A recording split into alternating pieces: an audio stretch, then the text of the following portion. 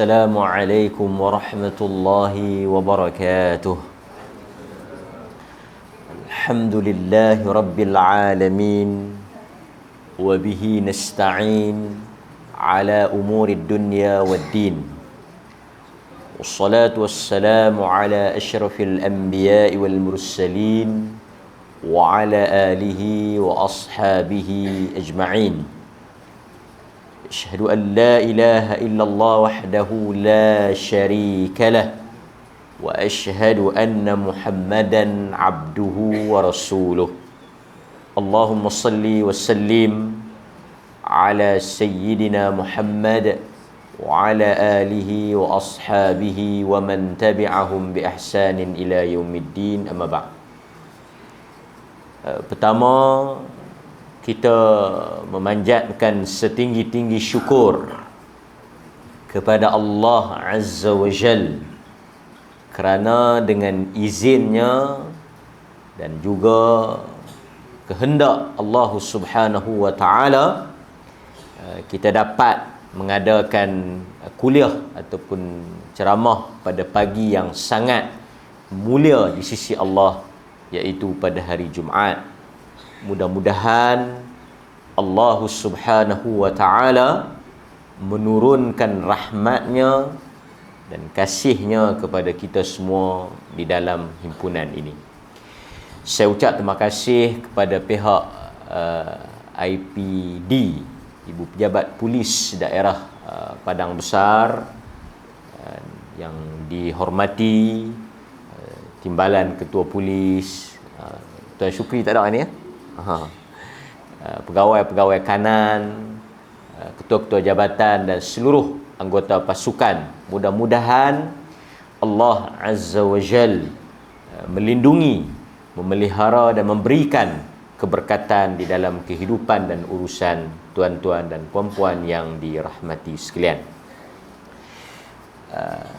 Hari ini kita mungkin nak mengambil satu topik yang selalu kita dengar tetapi masih wujud dan ada di dalam masyarakat kita, kepercayaan ataupun amalan yang kita lihat hari ini tidak pernah hilang di dalam kehidupan manusia. Walaupun benda ni sudah lapuk, sudah lama, tetapi dia masih wujud dan masih berakar di dalam masyarakat kita.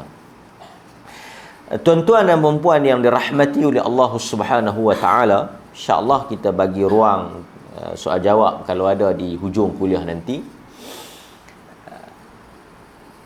Masyarakat Melayu dahulunya, apabila berlaku sesuatu kejadian, mereka mempercayai ada sebab atau ada kaitan dengan perkara-perkara tertentu, kan? Mereka cuba nak kaitkan benda itu, seperti kemalangan dengan kejadian tertentu, petanda-petanda tertentu, ataupun kata apa, sebab-sebab tertentu, yang mana perkara tersebut tidak ada kaitan, kan? Sebagai contoh lah, kita mungkin pernah sebut hal ni, seperti ada orang Melayu yang percaya anak dia cacat kerana tindakan yang dilakukan oleh ibu atau si ayah ketika mengandung atau ketika anak itu di dalam kandungan. Ada yang percaya sedemikian, yang mana hal ini jelas bercanggah dengan akidah yang jelas, akidah yang sahih, iaitu kita beriman bahawa sesuatu yang berlaku di dalam kehidupan manusia, dalam kejadian yang terjadi dalam hidup kita itu tak berlaku melainkan dengan izin dan ketentuan daripada Allah Subhanahu wa Ta'ala. Ini berdasarkan hadis yang disebut dalam hadis-hadis Nabi yang banyak. Antaranya Nabi menyebut kepada Ibnu Abbas, Nabi kata wa'lam, Nabi kata ketahuilah sesungguhnya tidak akan berlaku sesuatu yang buruk kepada engkau illa ma qad kataballah alaika, melainkan sesuatu yang telah Allah tulis buruk kepada engkau. Artinya Nabi bagi tahu kepada Ibnu Abbas, tak akan berlaku sesuatu yang buruk walaupun dilakukan atau cuba dilakukan oleh manusia, melainkan apa yang memang telah tertulis. Jadi sebab itu nak membetulkan akidah dan kepercayaan masyarakat ni, dia kena ingat bahawa sesuatu yang berlaku dalam kehidupan kita telah tertulis. Itu yang penting. Dia panggil al-qada wal qadar, iaitu kita beriman bahawa perkara yang telah ditulis itu akan berlaku. Jadi sebab itu kalau jadi sesuatu benda, kita percaya, kita beriman benda ni telah tertulis. Dia tak ada kaitan lah. Yang tu yang kita nak sebut tu, dia tak ada kaitan dengan pinggan pecah, dia tak ada kaitan dengan biawak lintas, dia tak ada kaitan dengan bunyi burung, dia tak ada kaitan dengan perbuatan si ibu si bapa itu ketika ketika anak itu dalam kandungan dan sebagainya, atau dalam istilah sebagian dia panggil kenan. Tak ada. Okey? Baik. Dalam kita cakap tajuk ni, kita kena ingat ada istilah yang digunakan. Apabila kita percaya satu-satu benda tu perkara yang tak betul, dia sebut dalam istilahnya khurafat. Disebut dalam istilahnya khurafat. Yang ni memang masyarakat kita sedia maklumlah tentang khurafat ni. Baik. Saya nak sebut sikit tentang khurafat ni. Khurafat ni dia asal daripada perkataan Arab lah, khurafah. Ada hadis yang sebahagian ulama kata hadis ni dhaif, tapi kita boleh makna dia tu betul lah, sebab dia ada panjang lah kalau kita nak bahas. Tapi hadis ni, asal usul khurafat ni, hadis ni kedudukan dia dhaif, cerita ni lemah, tetapi makna kepada cerita tu benar kerana ada sokongan dalam riwayat-riwayat yang lain dan juga keterangan yang lain. Apa cerita dia? Khurafat yang orang Melayu duk sebut ni, asalnya nama seorang lelaki. Khurafah. Yang dikatakan dia ni berasal daripada Bani Uzrah. Nama dia punya bangsa dia, kaum dia, kabilah dia, klan dia, Uzrah. Ada yang kata daripada Juhainah. Okey, nama lelaki ni apa dia? Khurafah. Khurafat lah. Jadi khurafat ni kalau kita ambil daripada hadis tadi ni, dia asalnya nama seorang lelaki. Khurafah. Kan, khurafat. Yang mana dikatakan lelaki ni telah dicolek. Telah dicolek, hilang daripada kampung dia, katanya disembunyikan oleh jin. Dia duduk di satu perkampungan, tiba-tiba dia hilang, ghaib. Khurafat ni.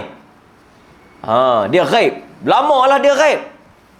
Setelah beberapa lama dia hilang, dikatakan dia disembunyikan oleh jin, dia balik muncul semula di kampung dia. Dia muncul balik di kampung dia. Bila dia muncul balik di kampung dia, sesuatu yang menarik berlaku. Dia bawa balik bersama dengan dia cerita-cerita ajaib yang kalau kita dengar pelik. Cerita tu. Jadi dia kata dia nampak benda tu, dia tengok benda ni, kan? Dia nampak binatang tu kepala ni, dia tengok ular tu boleh berjalan lah, ular boleh terbang lah, ular ada kaki lah, contoh lah. Yang benda-benda yang orang kata apa, dia panggil luar daripada apa yang orang duk biasa dengar, kan? Pelik, benda pelik, pelik. Jadi orang pun dengar kata dia ni mohong karut lah kan. Tak boleh pakai lah. Apa cerita macam tu. Mana ada kan. Maka sejak daripada itu, orang memanggil cerita-cerita karut ni, benda-benda yang tak masuk akal ni, benda-benda yang pelik ni sebagai cerita khurafat. Maksudnya cerita daripada dia lah. Kan. Saya bagi contoh macam ni lah. Katalah kod kampung kita ni ada orang nama Mat ataupun Mit. Yang mana Mit ni memang jenis cerita besar. Cerita dia jenis cakap besar. Jadi maka selepas daripada itu, kalau orang dengar hang ni sembang macam Mit lah. Maksudnya hang ni jenis sembang tinggi, sembang besar macam Mit lah. Jadi cerita besar ni orang akan sebut cerita Mit. Syakan hang cerita macam cerita Mit lah. Maka sejak daripada itu, apa sahaja benda yang pelik, benda yang tak masuk akal, benda yang dengar karut, benda yang dengar tak logik, maka orang akan sebut apa? Cerita khurafat. Merujuk kepada lelaki khurafat tadi ni, yang dia bawa balik mai ikut kampung dia, cerita benda-benda pelik. Maka jadilah istilah khurafah atau khurafat itu daripada nama lelaki tadi. Jadi khurafat ni maksudnya hang cerita ni cerita khurafat macam lelaki tu duk mohong kan. Okey, hadirin mukminin. Maka itu yang dinamakan dengan khurafat. Cerita-cerita perkara yang tidak ada asal usul. Nanti dulu jangan lajak lagi. Kerana ada juga di dalam Islam benda-benda yang pelik, yang tak masuk akal, yang khariqul adah, yang mencari adat, yang luar daripada kebiasaan. Ada. Nabi Isa alaihi salam bercakap ketika bayi. Tuan-tuan bisa jumpa baby boleh bercakap. Kan? Dia keluar-keluar mai daripada perut mak dia. Elok baby ni. Tengok mak kan? Kita kan, baby tu beranak, doktor tegur, baby ni bagus kan, teriak pun tak derah kan. Sekali aku teriak derah, hang marah pula. Terkejut kita. Kan? Nampak? Kan? So, ada tak benda-benda pelik tu dalam Islam?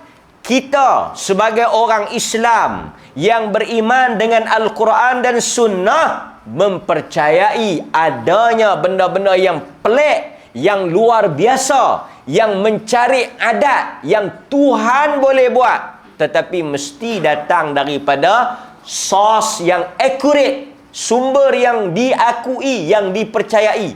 Yang tu tak ada isu. Nabi dibelah dadanya, dia tunjuk bulan terbelah dua, iqtarabat, kan? Dia tunjuk bulan terbelah dua, keluar daripada jari jemari dia air, makanan yang sedikit jadi banyak, tongkat Nabi Musa tauk jadi ulang, tongkat baling jadi ulang. Benda-benda yang macam tu kita beriman, walaupun pelik, walaupun tak masuk akal, kerana dia datang daripada sumber yang sahih. Tapi kalau tak duk lah satu orang mai kat tuan-tuan, dia kata saya mengandung. Hang bukan tak ada suami ke? Memang saya tak ada suami daripada kalangan manusia. Tapi yang mengandungkan saya ialah jin. Macam mana tuan-tuan nak percaya? Kan? Dia kata, hang jumpa mana jin ni? Saya lama dah duk cinta dengan jin ni. Kan? Anak yang saya mengandung ni pun anak jin lah. Kan? Ada orang mengaku, baru ni mutakhir ni, yang dia mengandungkan anak jin. Di kalangan ulama memang bincang, boleh kahwin tak dengan jin ni? Ada tak? Boleh jadi tak perkahwinan antara jin dan manusia ni? Benda ni benda yang kita kata hang ni merepek merepek ni yang kita panggil khurafat kan? Tak mungkin lah yang ni bukan jin lah, yang ni jan mana jantan mana hang bini yang bubu jin kan? Okey, baik. So hadirin mukminin, yang tu yang kita panggil sebagai khurafat. Satu lagi yang digandingkan dengan khurafat ialah tahyul. Tahyul kan? Bila kita sebut khurafat, dia akan ada satu lagi gandingan dia yang selalu duduk dengan khurafat, tahyul. Tahyul ni apa? Tahyul ni kalau kita tengok dia daripada perkataan takhayyala. Takhayyala ni asalnya perkataan Arab ialah dia membayangkan. Dalam Quran ada perkataan yang saya tak akan sebut, yang dia membayangkan benda tu pada imajinasi dia saja. Maksudnya dalam bahasa Melayu ni mudah faham, khayalan. Dia orang Kelantan kata dia khayal. Kan, dia khayal. Dia artinya dia khayal lah. Pasal tu kalau tuan-tuan tengok orang isyak dadah, dia boleh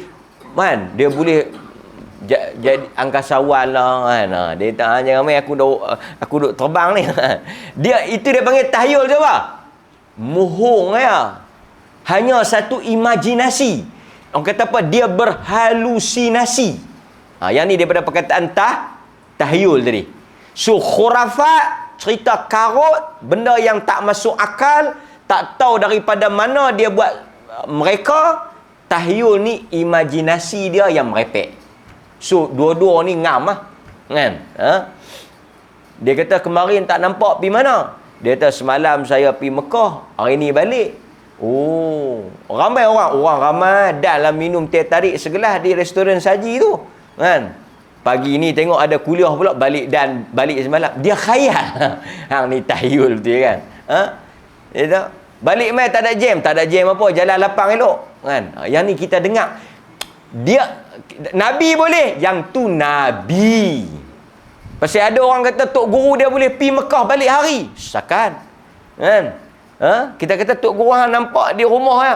Yang tu lah orang tak tahu. Yang duduk di rumah tu jasad dia, roh dia pergi sana. Yang tu tak payah tok guru hang, aku pun boleh. Betul tak? Tuan-tuan boleh tak roh tuan-tuan pergi sampai mana? Jasad tuan-tuan mungkin duduk dalam surau ni. Roh tuan-tuan saya tak tahu. Mungkin tuan-tuan punya diri tu sampai atas mana lah, kangak ke, lostak ke apa ke, betul tak? Yang ni orang cerita dia pergi jasad ni.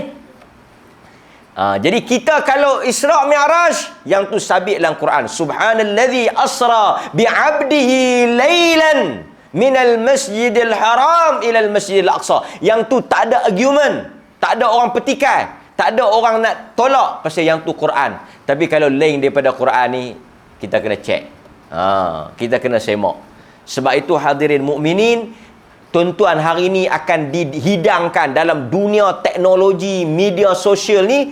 Tuan-tuan yang terlibat dalam pasukan keselamatan yang dilatih untuk menyiasat, yang bukan mudah nak terima cerita, ada sesi tapisan, ada sesi soal siasat, tuan-tuan boleh tahu cerita orang bohong, boleh tengok orang reka cerita. Maka gunakan kemahiran, latihan yang tuan-tuan ada sebagai pasukan keselamatan ni untuk tapih benda-benda yang berkaitan dengan agama.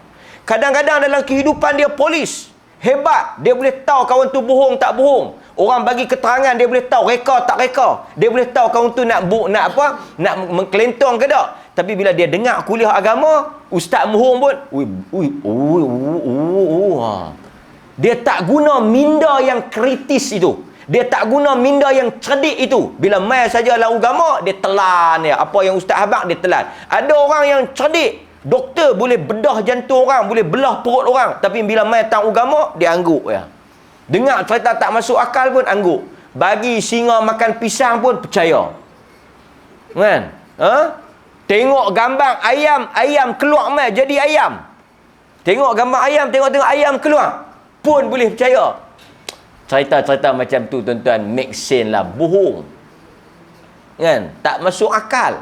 Kan? Kita tak nafikan. Pasal tu Al-Imam Syafi'i rahimahullah, dia kata apa? Jika kamu melihat seorang lelaki terbang di udara, berjalan di atas air, dia kata kalau kamu nampak lelaki terbang ke atas udara, boleh terbang, berjalan atas air, tak tenggelam, kamu kena tengok dulu amalan dia.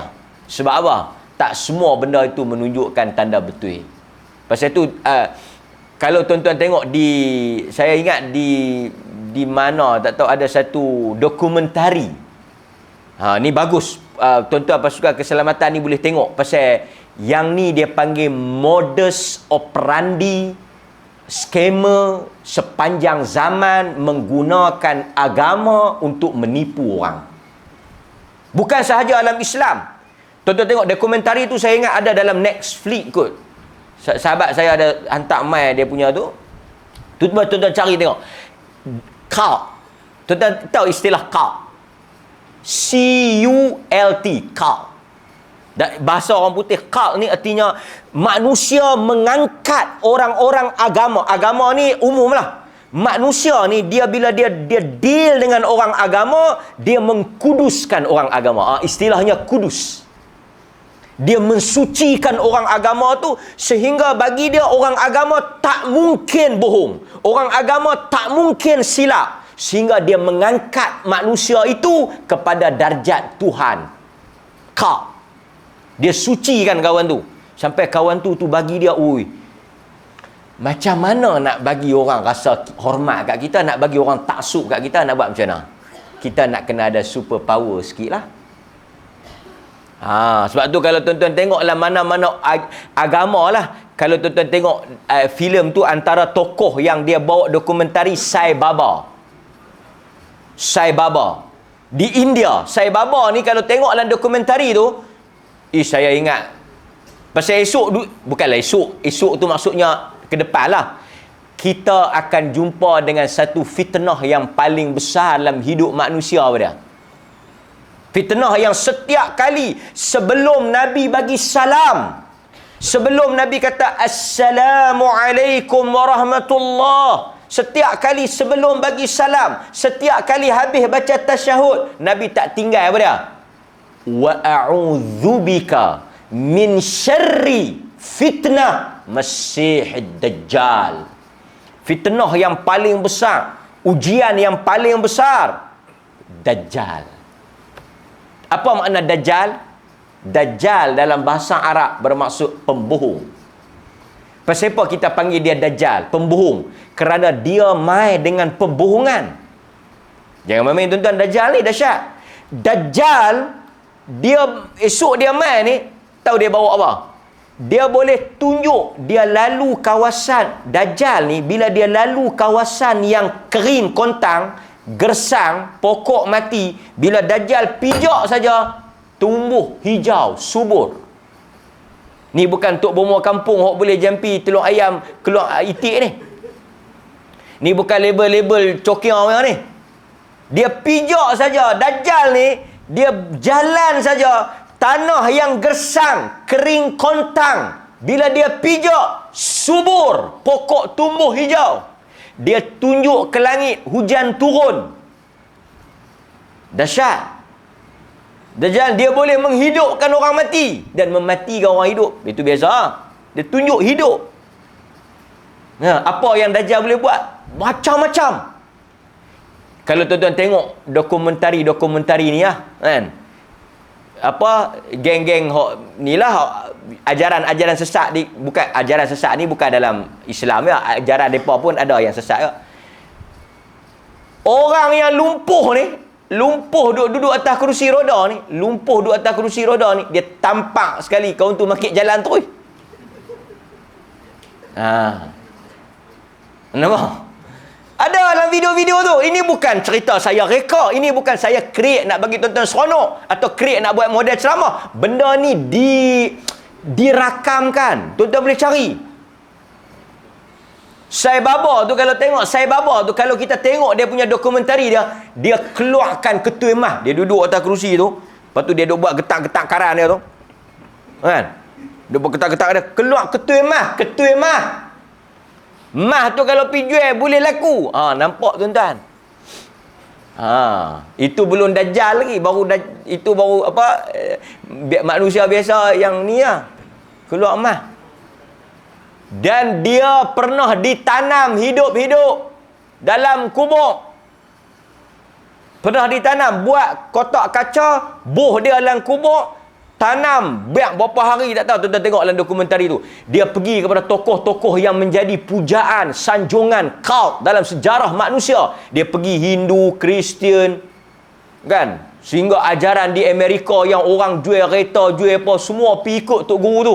Sakano. Tengok dokumentari tu. Dia bongkar. Tapi modus operandi Sai Baba tadi korek mai keluar daripada kanda tu hidup. Toh malam dia korek pintu mana keluar. Tak, depa pasang kamera, tengok kok dia cuih keluar lari pergi. Tak ada. Cuba tanam kita ceramah. Tak dan tanam mati kerah lah. So saya nak bagi tahu tuan-tuan, kan depa duk cerita di Indonesia apa? Tembok tak mati, tembok tak mati, tembok tak mati. Macam mana tuan-tuan? Peluru kapok ke peluru apa saya tak tahu. Tembok tak mati. Pam bagi tak mati, pam bagi tak mati kan. Di Indon ada video. Lalah sekali tak tahu kan. Tembok tak mati tu mungkin tak kenal lah. Pasal lalah kali mereka usung atas tray tu juga. Pasal itu saya sekarang Palestin, kita doa orang Palestin, mudah-mudahan Tuhan selamatkan mereka, Tuhan bantu mereka, Tuhan rahmat mereka dan Tuhan lindungi mereka. Kita menyeru semua pihak-pihak di Malaysia ataupun di Indonesia lah. Pasal benda ni di Indonesia dengan Malaysia ya. Di Indonesia, di Malaysia, semua yang hebat-hebat, yang tetak tak luka, yang tembak tak tolonglah keluar beramai-ramai, kerana kita akan hantar secara percuma. Sengap sunyi pok ni. Pok ni tak payah ramai. 3 orang cukup. 3 orang pun sangat ramai lah kot. Kan? Mana pi? Hak yang kebal ni. Keluar mai. Yang duk cerita tu, tuang minyak tak terbakar. Kan? Tikam patah pedang. Pedang patah, dia tak luka sikit pun. Mana dia kan nak hantar pergi cerah Israel tu. Lari tak cukup tanah. Kami hantar 2 orang baru. Duk ada lagi 200 orang ambil yang bakar. Kan? Sila hari bulan Palestin tu boleh kat apa, Israel boleh kat Palestin boleh kan. Hamas tak Hamas duduk belakang depa Hamas hampa piduk sana Ustaz. Seperti yang berlaku, biasa tengok cerita Piramli, Menteri Pasola. Kan? Apabila Piramli 3 orang pi kan? Piramli kan 3 orang yang dia pi. Raja tu duduk bawah pokok kan? Raja tu tak. 3 orang saja ke Datuk Laksamana? Kan? Segala tentera apa semua dah hampir. Patik 3 orang saja tuanku. 3 orang Pasola cerah. Kan? Ambil buluh runcing dan cucuk di kakinya. Piramli dah buat dah. Lama dah Piramli buat. Kan? Tikam apa siapa tu yang misal bertarik tu kan. Tikam tak mati, tikam tak mati, tikam tak mati. Hak ni kalau Israel tembak tak mati, tak lari malam. Tapi dalam agama benda-benda macam ni tak masuk akal. Nabi, tuan-tuan, polis pakai baju kalis peluru. Nabi ajar kita pakai baju besi. Nabi pakai baju besi. Quran kata fayaqtuluna wa yuqtalun.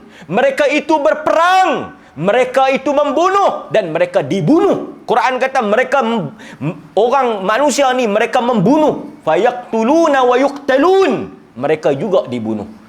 Sunnatullahnya Tuhan nak habaknya pi perang mati. Gugur di medan jihad di kalangan sahabat, putus tangan Ja'far As-Sadiq, kan, Ja'far At-Tayyar, putus jari tangan dia. 2 potong ni putus. Tak ada lah pula tetak-tetak Quraisy tetak-tetak patah pedang. Jangan buat main. Tak ada. So kita dalam hal ni, dalam kehidupan ni demikianlah. Tidak ada jalan pintas, tidak ada jalan shortcut untuk kita nak menang dan kita nak berjaya, nak selamat, melainkan dengan usaha. Baik, hadirin mukminin, secara ringkasnya saya akan sebut beberapa perkara untuk menjadi garis panduan kepada saya dan tuan-tuan dalam kita nak melihat isu khurafat ni. Mudah-mudahan tuan-tuan semua boleh ambil perhatian dan saya juga boleh jadikan ni sebagai panduan bersama. Ada beberapa perkara yang telah diberi garis panduan oleh Jabatan Kemajuan Islam Malaysia, JAKIM.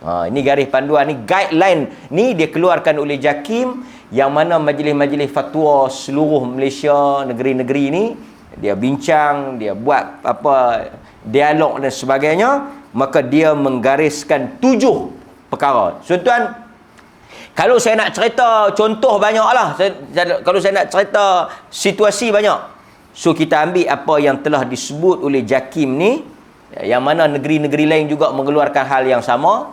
7 perkara, poin yang mana benda ini menjadi garis panduan dalam kita nak mengenal pasti sesuatu benda itu khurafat, tahyul, syirik dan benda-benda yang dia sebut dalam bahasa Inggerisnya superstitious. Superstitious iaitu benda karut marut. Benda yang tak ada dalam agama yang dia boleh merosakkan akidah kita. Yang pertama, ni dia kata bentuk khurafat menurut garis panduan yang dikeluarkan oleh Jabatan Kemajuan Islam Malaysia, JAKIM. Setelah mereka buat bengkel, buat kajian, tengok daripada nas-nas Al-Quran dan juga amalan dalam masyarakat. Kalau di Sabah tu lagi banyak lah. Ada sahabat yang tulis tentang amalan khurafat di Sabah. Seperti contoh. Bila kita adalah sebab dia bila bawa mayat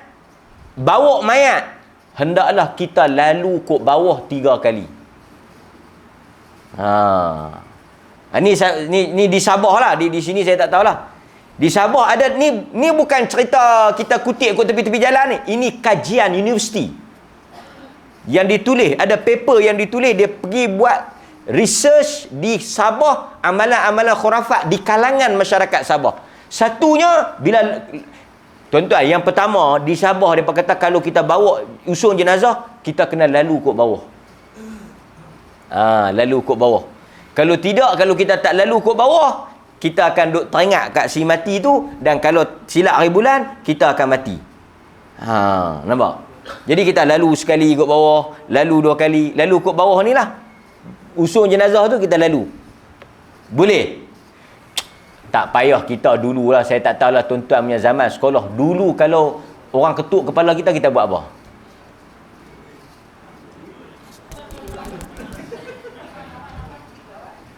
Dulu kalau orang ketuk kepala, apa ni? Dia automatik yang ni khurafat. Betul-betul khurafat. Apa ni? Pasal apa kena buat macam ni? For what? Why? Mesti ada alasannya. Agama ni dia ada agama hujah, alasan dia mesti ada sebab. Dia kata kalau tak buat lagu ni nanti bodoh. Aku tengok tak buat lagu ni pun memang bodoh dah.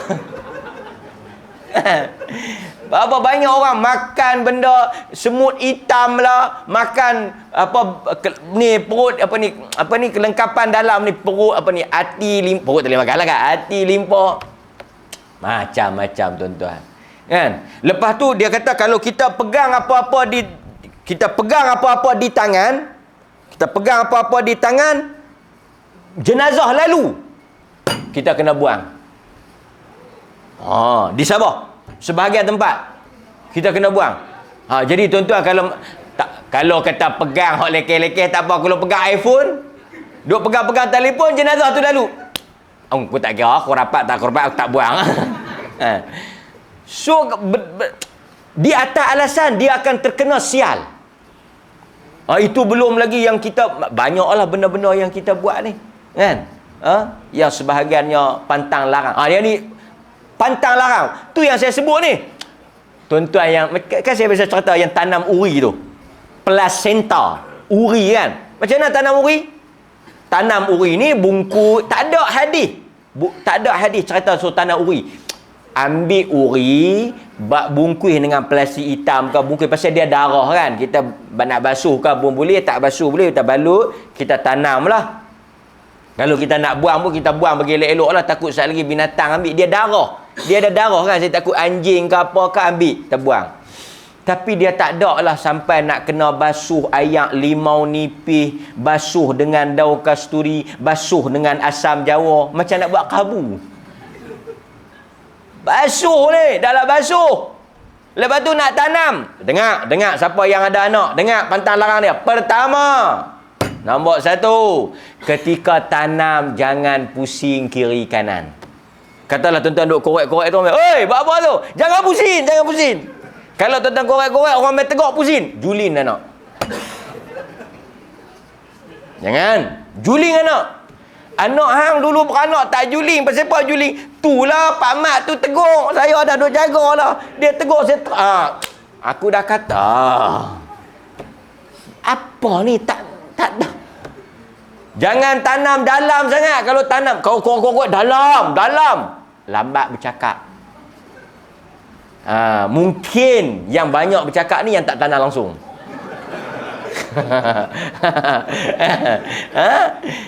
Apa ni kan? Tak boleh tak boleh tanam dalam tanah tu satu, tak boleh lambat bercakap. Tak boleh kalau macam kita nak tanam, kita tak boleh dalam hutan sangat. Kena tanam tepi jalan sangat pun tak boleh. Antara tu. Sebab apa?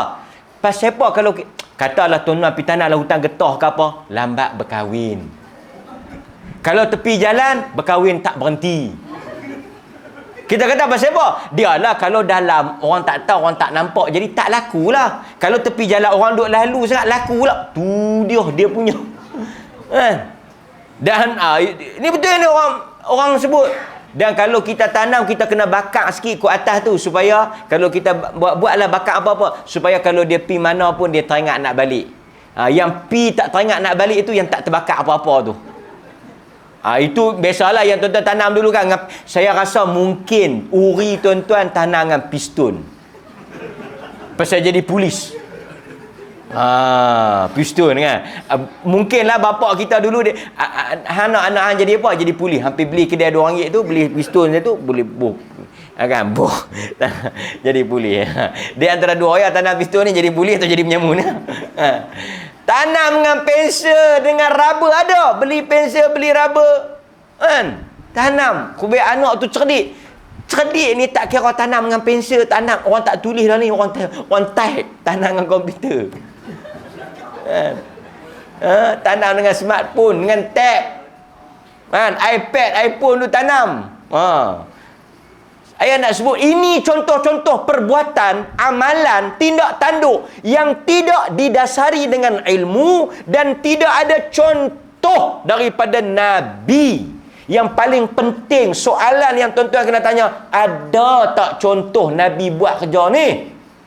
Kalau tak ada, agama tak suruh. Very simple. Agama ni mudah yang kita nak faham. Apa yang Nabi buat, kita follow. Sebab dia yang Tuhan lantik. Apa yang Nabi tak buat, kita tak payah buat. Kan? Senang ya. Saya bukan kata saya. Ustaz tanam uri dulu macam mana? Kan? Tak, no, saya bukan Nabi. Tak payah. Ni kan banyak hal kalau kita nak tunjuk contoh. So saya sebutlah secara ringkas. Nombor 1. Ni jakimnya. Nombor 1 dia kata kepercayaan kepada keramat. Seperti kubur, pokok, kayu, telaga, batu, bukit, tongkat dan sebagainya. Ni sebiji saya baca apa yang dia sebut. Tuan-tuan boleh tengok dalam web ada. Dia kata percaya pada keramat, percaya pada kubur tu keramat, percaya pada pokok keramat, telaga keramat. Kan? Dia kata saya ustaz dah berapa lama dah. Tak kahwin-kahwin ni. Ada tak nak pergi mandi telaga-telaga mana boleh kahwin? Kan? Ni saya cerita kat tuan-tuan. Tapi pagi ni ada live. Tapi tak apalah off record. Kan? Mereka duk sebut apa-apa pun buatan orang. Kita tak nafikan memang ada buatan orang. Okey? Memang ada. Memang ada santau. Ada sihir. Apa? Ada buatan orang. Tapi perbuatan orang yang betul apa tuan-tuan? Yang betul-betul perbuatan orang yang kita boleh nampak kesan. Saya tak kata, belakang kata. So kalau polis tangkap pun ambil keterangan yang belakang kata. Yang betul-betul perbuatan orang ni mengandung lah. Tuan faham tak? Saya nak syarah tak payah. Yang tu dia tahu tengok perut besar. Yang ni perbuatan orang. Betul tuan lah. Betul. Merana 9 bulan dia punya perbuatan orang dah. Kan? Yang lain tu hantu pun tension kan. Periksa tak apa pun hantu, menega tak laku pun hantu, polis tahan zaman pun hantu. Ni hantu lah ni. Kan? Nampak? So dia percaya pokok. Orang Melayu ada. Saya pergi satu rumah, dia tanam satu pokok, tak ada bunga. Pokok tu hijau-hijau. Saya kata ni pokok apa ni? Dia kata pokok duit. Pokok duit. Pokok tu hijau-hijau, dia bentuk-bentuk macam ni kan. Saya pun tak ada tangkap gambar. Dia kata ini pokok duit. Pokok duit ni untuk apa? Kalau tanam, dia kata saya pergi satu kedai Cina. dia tanam, dia letak pokok duit ni depan kedai dia. Dia banyak belajar pada Cina lah kan. Lepas tu dia kata, kedai dia laku. Lepas dia buh pokok duit ni. Jadi saya pun belilah pokok duit ni. Cina tu mangkit ke apa? Cina yang tak pokok duit tu mangkit ke apa? Mangkit ke nah, mangkit ke sebelah. Nak kaya ke nah, hamba pokok apa pun tak kaya. Perangai pembalas kan, tiba-tiba duk harap ke pokok duit tu. Macam-macam. Dulu belah pelawa hon. Pasal duit, dia kata Cina tu ustaz, dia jual flower horn kaya. Dia kata sejak dia jual flower horn ni kaya, dia belah flower horn ni kaya. Dia kaya, hampir beli kat dia. Nampak tuan? So ada yang percaya belah ikan tu kaya, belah burung ni kaya, belah kucing kaya. Nampak? Kan? Yang ni satu benda yang kita nak kena percaya. Okey, tu satu.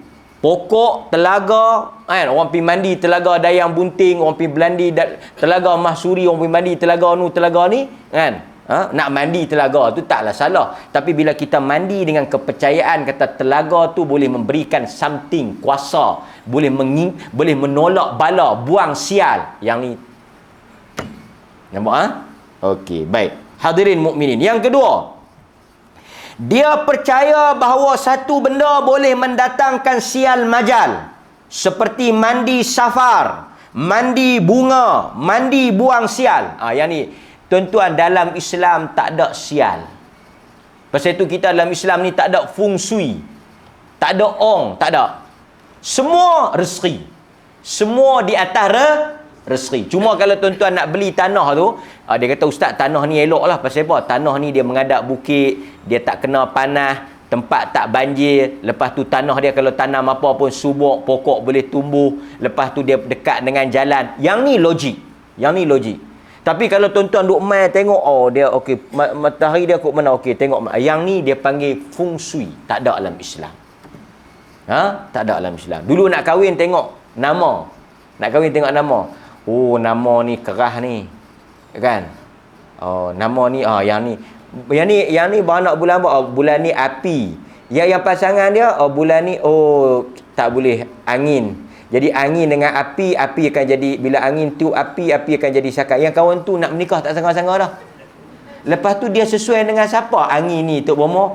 Kalau tengok angin ni dia sesuai dengan ayang. Macam saya ni ayang lah.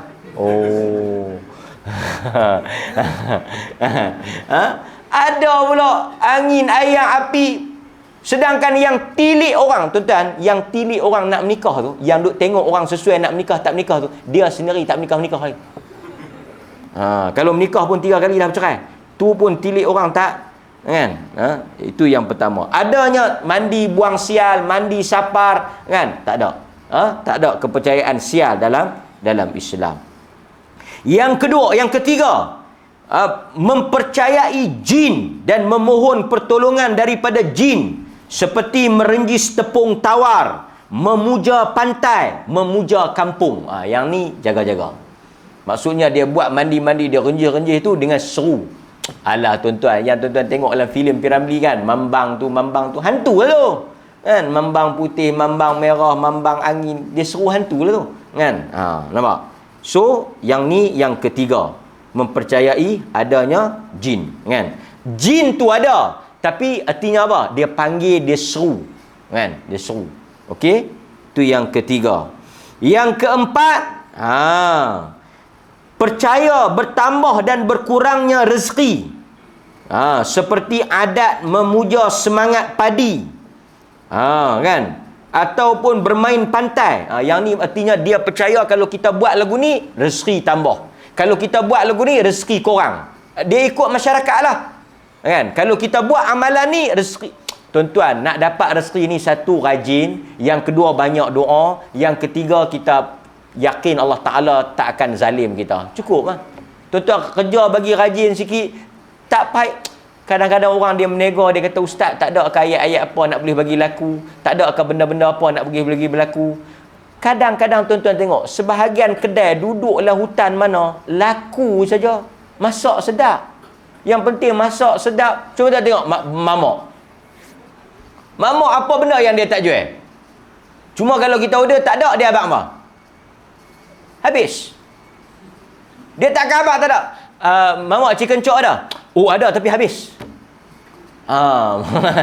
Sebab tu kedai dia semua ada. Jadi orang pi seronok cepat. Kan?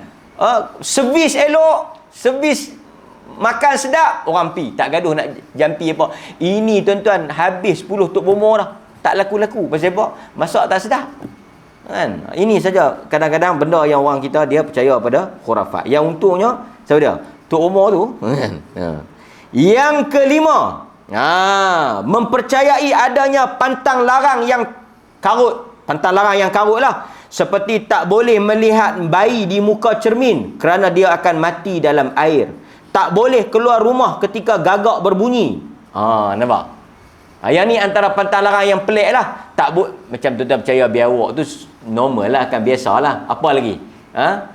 Tengah-tengah basuh gelas pecah, tengah-tengah potong buah terluka tangan, kan? Mau tak terluka duk tengok WhatsApp ni terpotong sungguh lah, kan? Lepas tu apa lagi benda-benda yang ni? Tak boleh sapu sampah malam. Dah siang balok, malam tak boleh sapu pula. Tak boleh menyanyi dalam bilik air, tak boleh. Ini semua tak ada, kan? Tak ada dalam Islam, kan? Duduk atas bantai bisui. Duduk atas bantai bisui. Tapi yang peliknya, orang yang kahwin duduk atas bantai tak bisui-bisui pula. Kan? Tetapi saya tengok orang kahwin duduk atas bantai tau. Patut Tok Imam kata, jangan duduk atas bantai bisui. Kan? Duduk atas bantai bisui. Lepas tu duduk main kaki mak mati. Sampai ketua duduk percaya. Tak, kaki tu jangan main. Sekali mak ang mati, aku nak cari mak baru pula. Kan? Contoh. Kan? Ada tak percaya? Dulu budak-budak ada lah kan? Sekarang tak ada. Yang terakhir dia kata apa?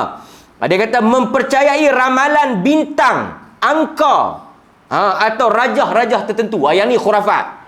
Dia tengok bintang dia.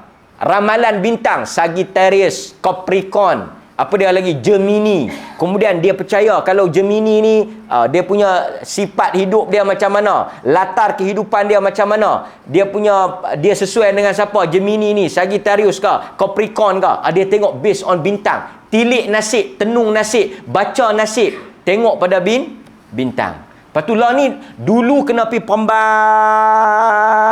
kan? Kena pergi, lah ni ada apps. Lah moden dah, baru masuk kita punya tarikh lahir, dia tengok, dia kata kita Gemini. Gemini ni orang yang macam mana? Dalam Islam tak ada.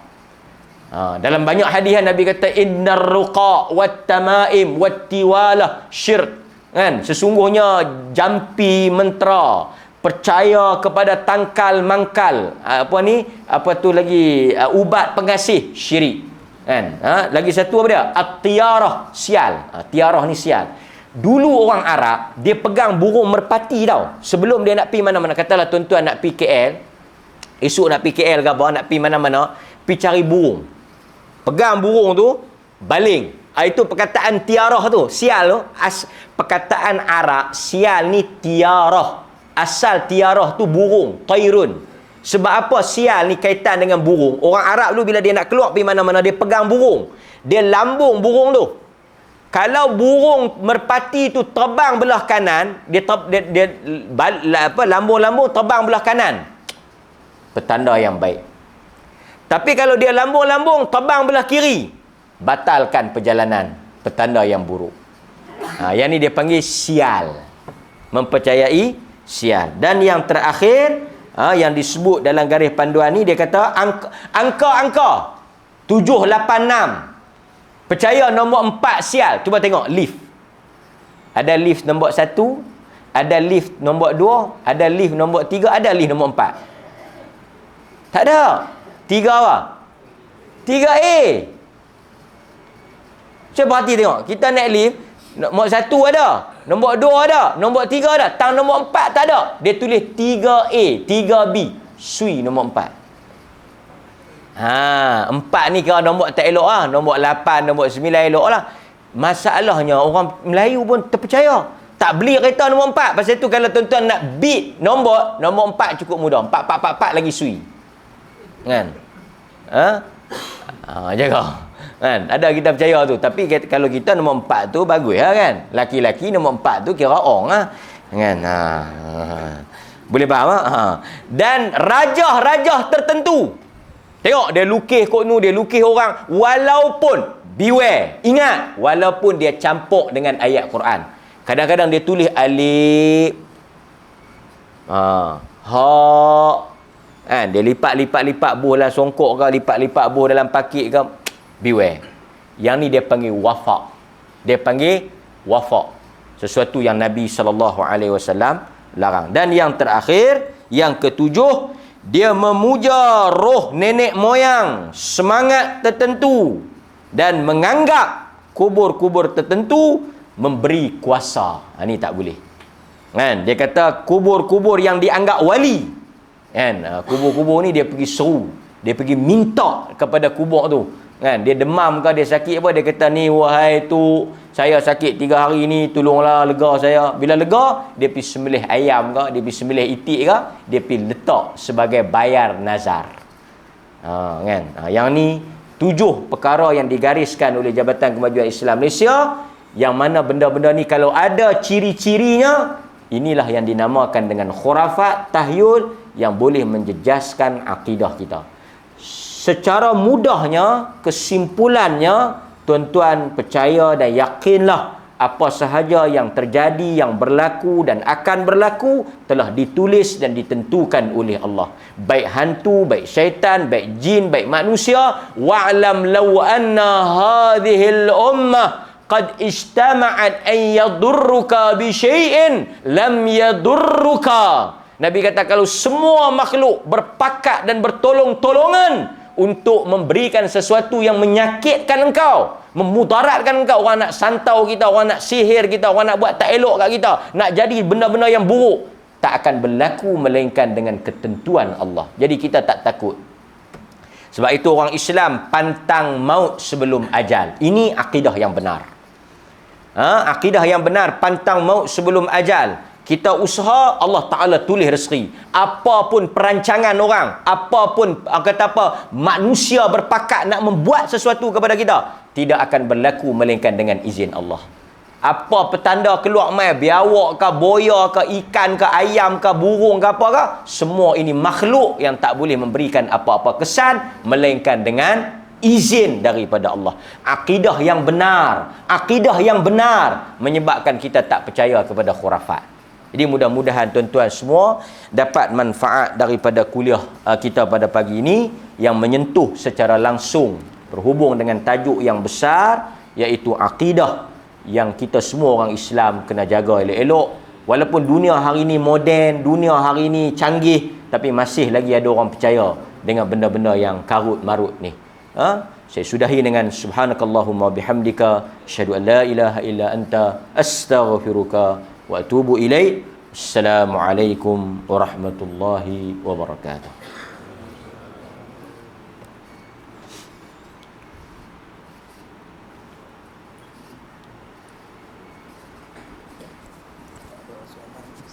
Sila.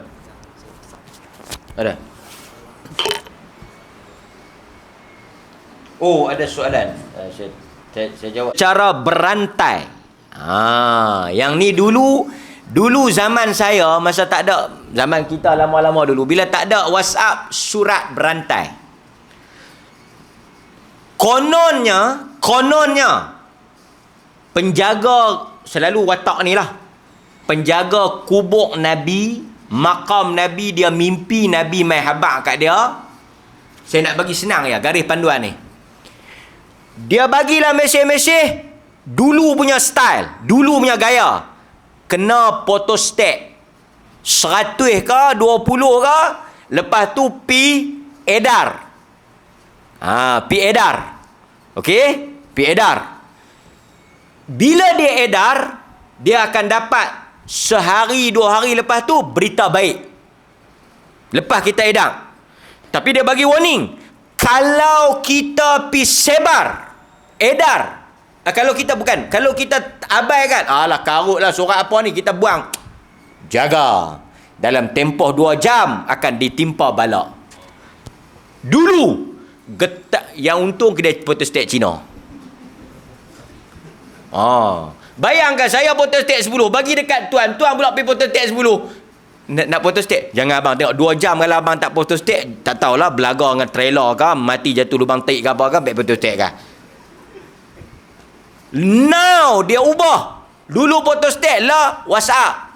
Sila WhatsApp pada 10, sila WhatsApp pada 15, sila WhatsApp. Ini semua khurafat, tahyul dan syirik. Kerana apa? Kerana kita percaya pada benda-benda yang tak benar. Pertama, mesej itu palsu. Mesej itu palsu. Yang kedua, kita percaya kita akan ditimpa balak kalau kita tak sebarkan. Sedangkan saya dah sebut tadi, balak musibah bukan pada kertas, bukan pada mesej berantai tadi, tapi pada takdir Allah. So, tuan-tuan abaikan. Dia kata, ustaz, saya dah abaikan. Jadi sungguh.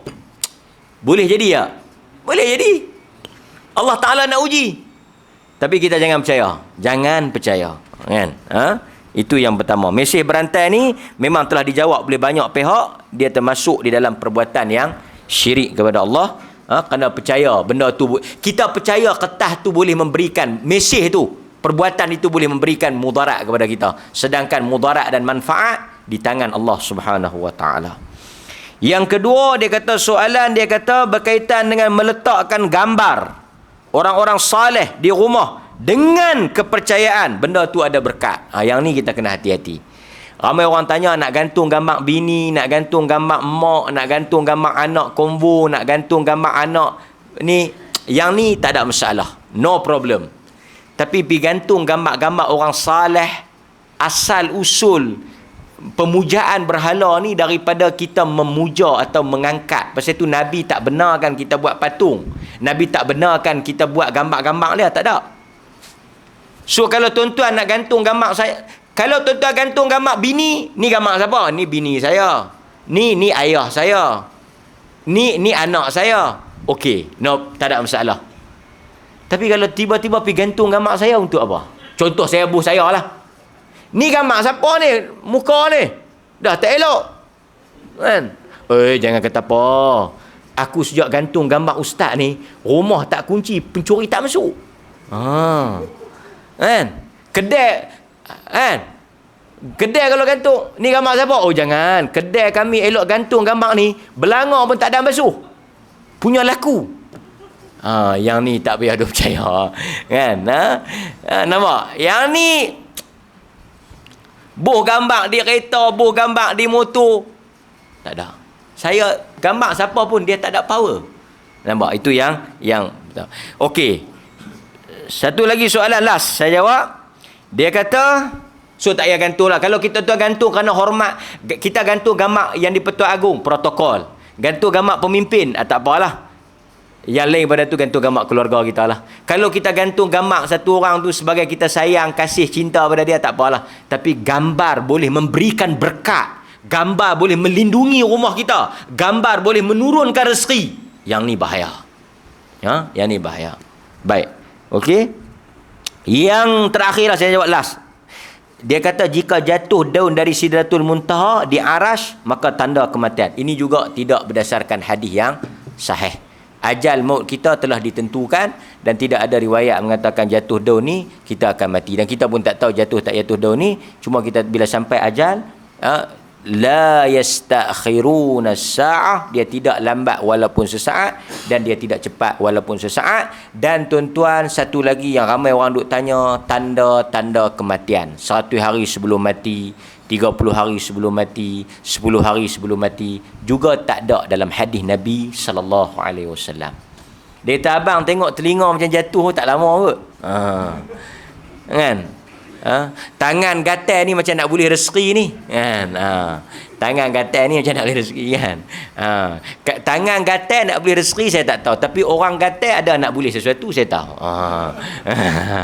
Kan? Macam-macam lah orang kita percaya, kan?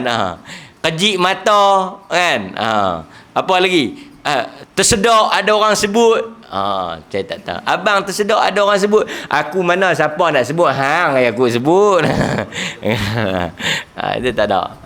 Tapi ada orang duduk tengah-tengah makan, bini dia telefon mengkelat. Allah, dia kata bini aku tengok. Yang tu betul. Yang tu betul. Bang pun dia tak berhenti pun. Tapi kalau bini dia panggil, dia berhenti. Yang tu bukan khurafat. Yang tu betul. Mudah-mudahan Allah Ta'ala rahmat kita. Terima kasih kepada tuan-tuan. Mudah-mudahan ada manfaat untuk saya.